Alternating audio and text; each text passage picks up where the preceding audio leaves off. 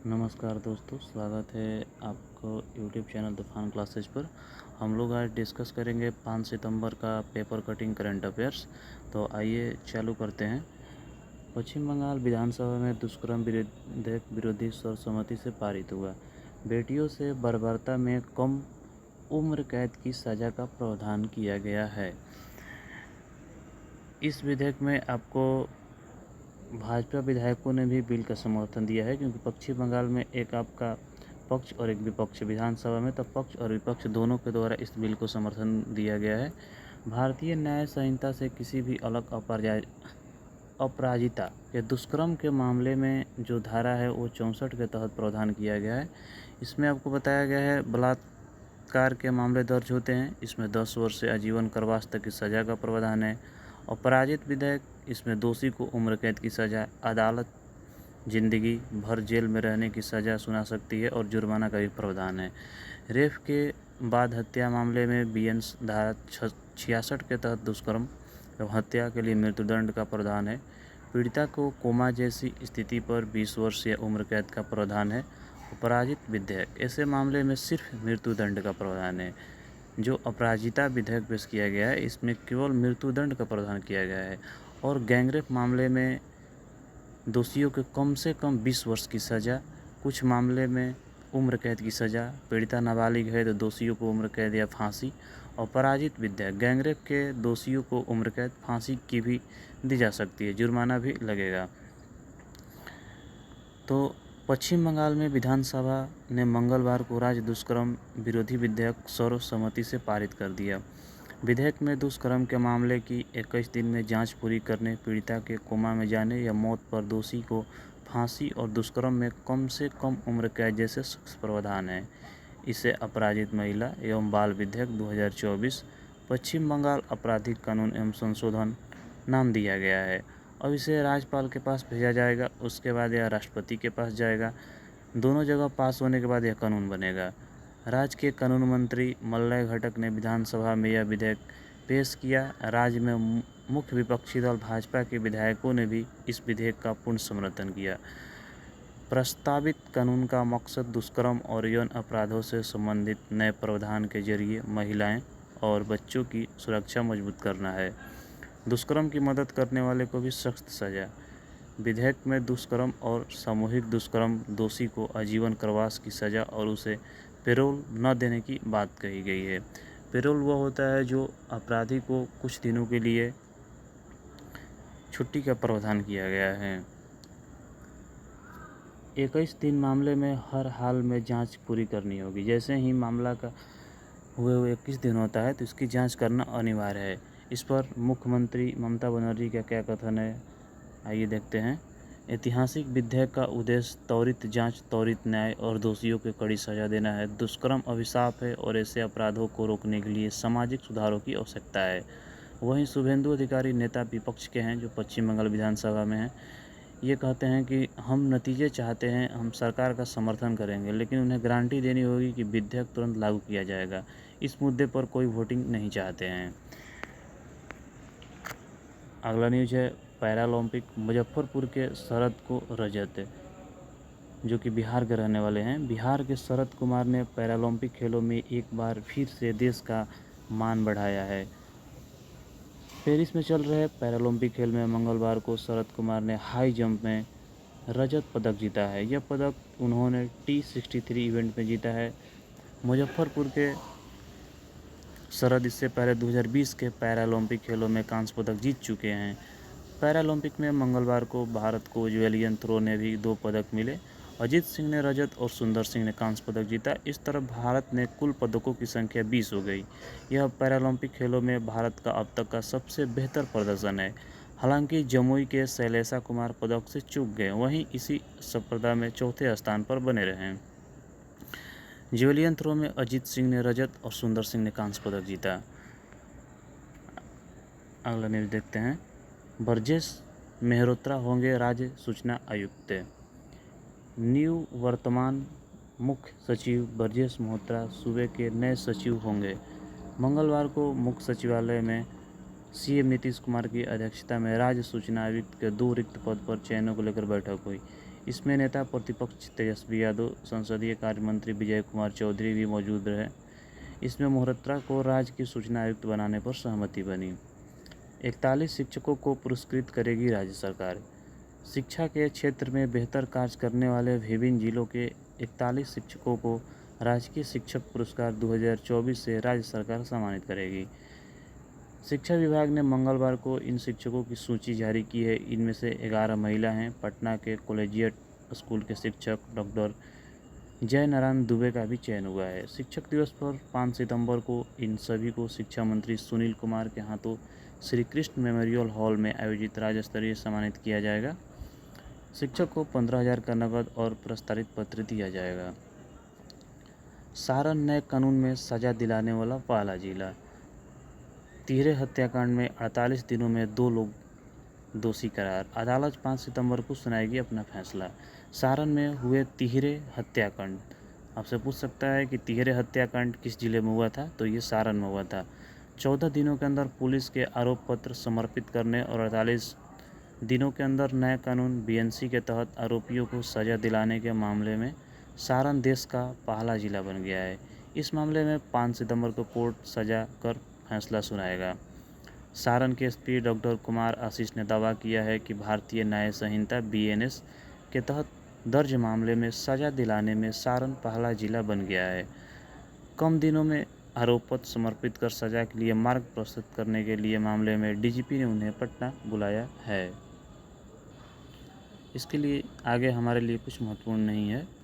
अगला टॉपिक देखते हैं। विश्व बैंक ने भारत की वृद्धि दर का अनुमान बढ़ाकर 7% किया है। विश्व बैंक ने चालू वित्त वर्ष 2024-25 में भारतीय अर्थव्यवस्था के वृद्धि दर के अनुमान को 6.6% से बढ़ाकर 7% कर दिया है। कृषि क्षेत्र में सुधार और ग्रामीण मांग की तेजी की वजह से विश्व बैंक ने वृद्धि दर के अनुमान को बढ़ाया है। जीडीपी 6.5 से 7% की दर से बढ़ेगा। हालांकि भारतीय रिजर्व बैंक यानी कि आरबीआई ने चालू वित्त वर्ष के लिए 7.2% की वृद्धि दर का अनुमान लगाया है। संशोधित किया जा रहा है। विश्व बैंक ने मंगलवार को जारी इंडिया डेवलपमेंट अपडेट, ये आपसे पूछ सकता है कि इंडिया डेवलपमेंट अपडेट आईडीओ कौन जारी करता है, तो ये विश्व बैंक के द्वारा जारी किया जाता है। इंडिया डेवलपमेंट अपडेट कि भारत में वृद्धि दर 2024-25 में 7% रहने की उम्मीद है। रिपोर्ट में कहा गया है कि चुनौतीपूर्ण बाहरी परिस्थितियों के बीच विश्व बैंक की उम्मीद है कि भारत का मध्यम अवधि का दृष्टिकोण सकारात्मक रहेगा वित्त वर्ष 2024-25 में। अगला टॉपिक देखते हैं। पीएम मोदी ने कहा ब्रुनई और सिंगापुर भारत की एक्ट ईस्ट नीति हिंद प्रशांत क्षेत्र के लिए अहम भागीदारी होगी। हमारे प्रधानमंत्री श्री नरेंद्र मोदी अभी ब्रुनई दौरे पर हैं। उन्होंने ब्रुनई से व्यापारिक रिश्ते मजबूत होंगे। भारत के लिए क्यों अहम है ब्रुनई? प्रधानमंत्री नरेंद्र मोदी दक्षिण पूर्व एशिया के छोटे पर हिंद प्रशांत क्षेत्र के नज़रिए से एक महत्वपूर्ण देश की यात्रा पर हैं। भारत की एक्ट ईस्ट नीति के तहत ब्रुनई एक प्रमुख भागीदार देश है। यहाँ दोनों देशों के बीच संबंध के 40 वर्ष पूरे होने के तौर पर विशेष हैं। क्यों महत्वपूर्ण है यह देश? भारत और ब्रुनई के बीच 1984 में कूटनीतिक संबंध स्थापित हुए थे। दक्षिण चीन सागर और हिंद महासागर में बढ़ते चीन हस्तक्षेप को कमजोर करने के लिए इस देश के साथ संबंध बढ़ाने पर भारत का जोर है। 2012 से 15 तक भारत को आसियान के करीब लाने में ब्रुनई ने प्रमुख भूमिका निभाई थी। तेल और गैस आय का प्रमुख स्रोत। ब्रुनई की सरकार की आय का प्रमुख स्रोत ऑयल और गैस है। इसका निर्यात देश की जीडीपी पर 80% योगदान देता है। एक रिपोर्ट के अनुसार यहाँ के नागरिक से टैक्स नहीं लिया जाता है। क्या है एक्ट ईस्ट पॉलिसी? यह भारत प्रशांत क्षेत्र में विस्तारित पड़ोस पर केंद्रित नीति है। इसके केंद्र में आसियान है। इसका उद्देश्य क्षेत्रीय, द्विपक्षीय और बहुपक्षीय स्तरों पर संपर्क के जरिए आर्थिक सहयोग, सांस्कृतिक संबंधों को बढ़ावा देना है। वहीं विदेश मंत्री एस जयशंकर का कहना है कि भारत में हो रहे परिवर्तन और दुनिया में हो रहे बदलाव को देखते हुए कई मायनों में उन्हें और अधिक समकालीन, यही कारण है कि प्रधानमंत्री मोदी ने तीसरे कार्यकाल के शुरू में ही सिंगापुर की यात्रा करने का फैसला किया था। अगला टॉपिक देखते हैं। कि चर्चा में क्यों बना हुआ है। सुप्रीम कोर्ट की 75 वर्षगांठ के मौके पर रविवार को राष्ट्रपति द्रौपदी मुर्मू ने रविवार को सुप्रीम कोर्ट के नए झंडे और प्रतीक चिन्ह का अनावरण किया। सुप्रीम कोर्ट का नया झंडा और प्रतीक चिन्ह। सुप्रीम कोर्ट ने नए झंडे के प्रतीक चिन्ह NIFT दिल्ली के द्वारा डिजाइन किया गया है। सुप्रीम कोर्ट के ध्वज का रंग जो है नीला है। नए झंडे में अशोक चक्र, सुप्रीम कोर्ट की एक बिल्डिंग और भारत के संविधान को प्रदर्शित किया गया है। झंडे पर संस्कृत में यतो धर्मो सततो जय श्लोक लिखा हुआ है, जिसका अर्थ होता है जहां धर्म वहां विजय। GST नेटवर्क पर 1 अक्टूबर से बिल प्रबंधन प्रणाली की शुरुआत है। GST नेटवर्क 1 अक्टूबर से मिले प्रबंधन प्रणाली IMS की शुरुआत करेगा। इससे मदद की करदाता सही इनकम टैक्स क्रेडिट ITC का लाभ उठाने के लिए आपूर्तिकर्ताओं की तरफ से जारी रिकॉर्ड बिलों के मिलान कर पाएंगे। GST नेटवर्क ने माल एवं सेवा कर GST भुगतानकर्ताओं को जारी किए गए परामर्श में कहा है कि करदाताओं को पोर्टल के माध्यम से अपने आपूर्तिकर्ताओं के साथ बिलों में सुधार संशोधन के कुशल प्रबंधन के लिए IMS नाम की नई संचार सुविधा शुरू की जा रही है। GST रिटर्न दाखिल करने और देनदारियों के भुगतान मंच के तौर पर GST नेटवर्क का इस्तेमाल किया जाता है। GSTN ने कहा कि IMS सुविधा से करदाताओं को सही ITC का लाभ उठाने के लिए अपने आपूर्तिकर्ताओं द्वारा जारी किए गए रिकॉर्ड बिल का अनुमान करने में सुविधा होगी। अगला टॉपिक है स्वदेशी मानव रहित बमवर्षक विमान की पहली सफल उड़ान की घोषणा। बेंगलुरु स्थित Flying Wedge Defence and Aerospace FWUDA company ने स्वदेशी मानव रहित बमवर्षक विमान FWE-200B की पहली सफल उड़ान मंगलवार की घोषणा की। FW के संस्थापक और मुख्य कार्यकारी अधिकारी CEO सुहास तेजकसंद ने यहां संवाददाताओं से बताया कि मीडियम एल्टीट्यूड लॉन्ग एंड्योरेंस मेलू वाले मानव रहित अमान हवाई यान के रूप में वर्गीकृत FWD-200B की निगरानी के लिए आवश्यक ऑप्टिकल पेलोड और हवाई हमले बमबारी के लिए मिसाइल जैसे हथियारों से लैस है। उन्होंने कहा विमान वायुगतिक डिजाइन, एयरफ्रेम, प्रणोद प्रणाली, नियंत्रण प्रणाली, इलेक्ट्रॉनिक सभी भारत में FWDA की अत्याधुनिक निर्माण इकाई में बनाए गए हैं, जो 1.5 एकड़ भूमि पर निर्मित 12,000 वर्ग फुट में फैली है और इलेक्ट्रॉनिक सिटी बेंगलुरु में स्थित है। पूर्व विकेट कीपर अजय रात्रा BCCI के चयनकर्ता नियुक्त किए गए हैं। भारतीय क्रिकेट बोर्ड BCCI ने मंगलवार को पूर्व भारतीय विकेट कीपर अजय रात्रा को 5 सदस्यीय पैनल सलील अकोला की जगह पुरुष क्रिकेट टीम का चयनकर्ता नियुक्त किया गया है। परंपरा के अनुसार सभी 5 चयनकर्ता अलग अलग क्षेत्रों का प्रतिनिधित्व करते हैं और अजीत अगरकर की अध्यक्षता वाली समिति में रात्रा उत्तर क्षेत्र का प्रतिनिधित्व करेंगे। पिछले साल अगरकर को मुख्य चयनकर्ता नियुक्त किए जाने के बाद चेयर पैनल में पश्चिम क्षेत्र से 2 चयनकर्ता थे।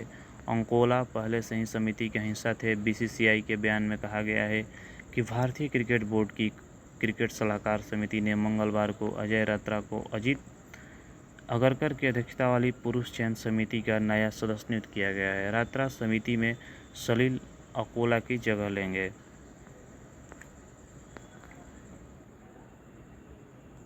पुस्तक भारत के 75 महान क्रांतिकारी अनमोल संग्रह। इसके जो लेखक हैं उनका है डॉक्टर भीम सिंह। इस पुस्तक के लेखक हैं। अंग्रेजों के 200 वर्षों की गुलामी की बेड़ियों को तोड़कर भारत को आज़ाद कराने में हजारों देशभक्त ने हंसते हंसते अपने प्राण न्यौछावर कर दिए। इनमें से कई गुमनाम रह गए तो कईयों को लेकर अभी कहीं कुछ लिखित जानकारी नहीं मिलती है। मुकम्मल दस्तावेज बन गई है। खास तौर से स्वतंत्रता के संग्राम के नायकों के बारे में जानने के लिए पुस्तक एक बेहतरीन जरिया साबित होगी। तो आइए फिर से देखते हैं कि भारत के 75 महान क्रांतिकारी। पुस्तक का नाम है, इसका लेखक जो है डॉक्टर भीम सिंह है। अगर आपको वीडियो अच्छी लग रही है तो सब्सक्राइब कीजिए और लाइक कीजिए।